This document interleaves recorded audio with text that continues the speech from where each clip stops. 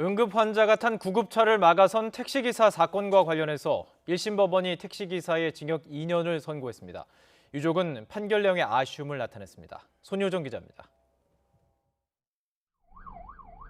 지난 6월 접촉사고를 처리하는 게 먼저라며 응급 환자를 태운 구급차를 가로막은 택시기사 최모 씨.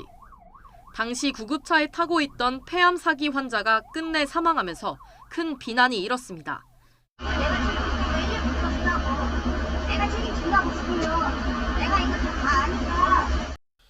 최 씨는 구급차 운전사 업무를 방해하고 폭행한 혐의 등으로 재판에 넘겨졌습니다. 1심 재판부는 최 씨에게 징역 2년, 실형을 선고했습니다. 재판부는 이번 사건에서 구급 환자 이송을 방해했을 뿐 아니라 과거에도 사설 구급차를 일부러 들이받고 협박하는 등 수차례 합의금을 뜯어낸 적이 있다며 죄질이 매우 불량하다고 양형 이유를 설명했습니다. 다만 당시 구급차에 타고 있던 환자의 사망 원인이 최 씨 행위 때문인지 인과관계는 명확히 확인되지 않아 판결에 반영되지 않았습니다. 유족은 가족의 아픔이 제대로 반영되지 않은 결과라며 아쉬움을 나타냈습니다.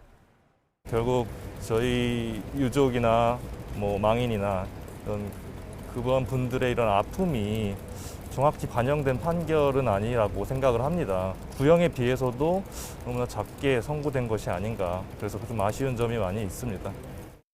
유족은 앞서 지난 7월 말 최 씨를 살인과 과실치사 등 9가지 혐의를 적용해 추가로 고소했습니다.